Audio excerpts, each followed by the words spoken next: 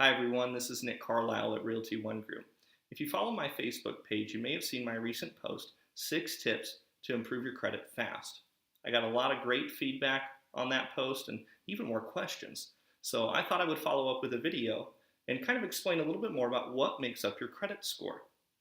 So let's look at the 5 factors that are taken into account when weighing your credit score. Take a look at the graphic here. So first you'll see the biggest piece is 35% goes to payment history. Next you'll see 30% of the pie goes to the amounts owed. Then you'll see 15% down at the bottom, which is your length of credit history. And then tied for fourth is 10% to new credit applied for recently, and 10% to the types of credit used. So let's dive into the first piece of the pie, your payment history. So the best way to improve your credit score is to make on-time payments. Seems pretty simple, not a lot we can do here. Pay your bills on time. The tip I will give you here, if you have any accounts in collections or if you have any defaulted accounts, give those servicers a call and get those out of default or collections. Get onto a payment plan that you can afford that is reasonable and just continue to make those payments on time. That'll go a long way towards, one, not having a negatively reporting credit account, but also now you're helping to boost your score in a positive way by having more on-time payments, and just keep going with that. The second piece we want to look at is 30% of your score, which is the amounts owed. So there's 2 pieces to this I want to look at. The first is going to be your available credit percentage, and the second is going to be your DTI, or your debt to income ratio. Let's look at the first, your available credit percentage. You want the highest available credit percentage possible. Typical rule of thumb is you want to have at least 71% of your credit available. And typically this is measured from the other side, so you only want to have 29% credit utilization at a maximum. You can calculate that, or there's plenty of free tools online that can help you with that. The second piece we want to look at is your DTI ratio, or your debt to income ratio. This is your total recorded debts, things that are pulling on your credit score, compared to your total take-home monthly income.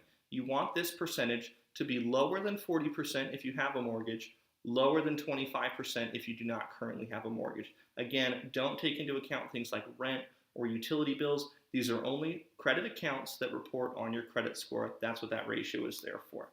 Next, let's take a look at 15% of the pie, and that's going to be the length of your credit history. Pretty simple. The longer you've had credit, the better. So your only tool here is going to be time. Now, I will give you a tip on this though. If you have any old accounts, even if they're not active, if they're positively reporting, please keep them open. That'll help your credit score. If you have like a 5-year-old credit card that has a 0 balance, you might as well just cancel it. No, keep it open. It's positively reporting. That'll help a lot for your credit score. You'd rather have an old 0 balance account reporting a good history than have no long-term accounts reporting. It will benefit you. And then let's look at these 2 tied at 10% here. First, for the new credit applied for recently. So those are going to be credit inquiries, or hard credit inquiries. These are kept track of for 2 years at a time.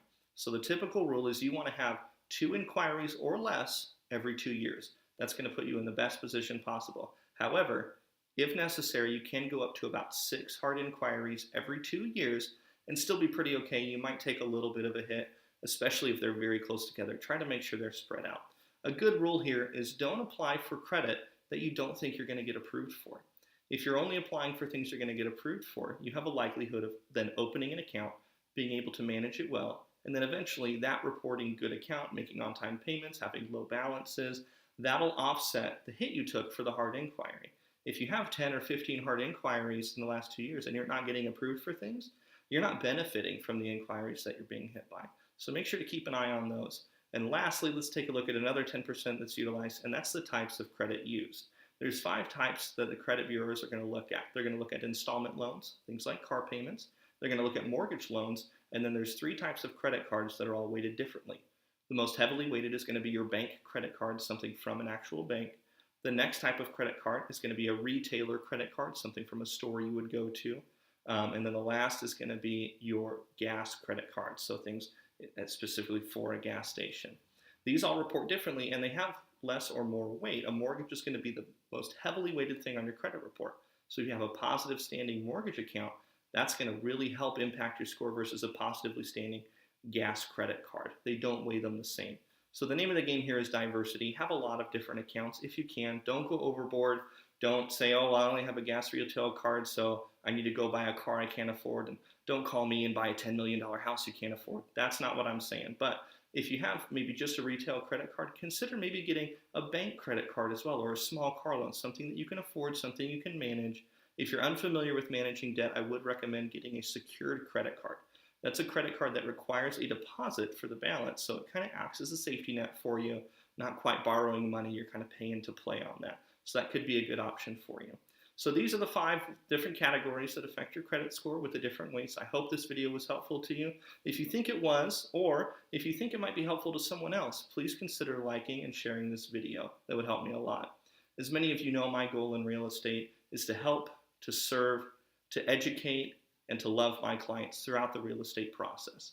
So if you know somebody who's looking to buy or sell a home, please consider letting them know that I would be delighted to serve them. Thanks so much for watching.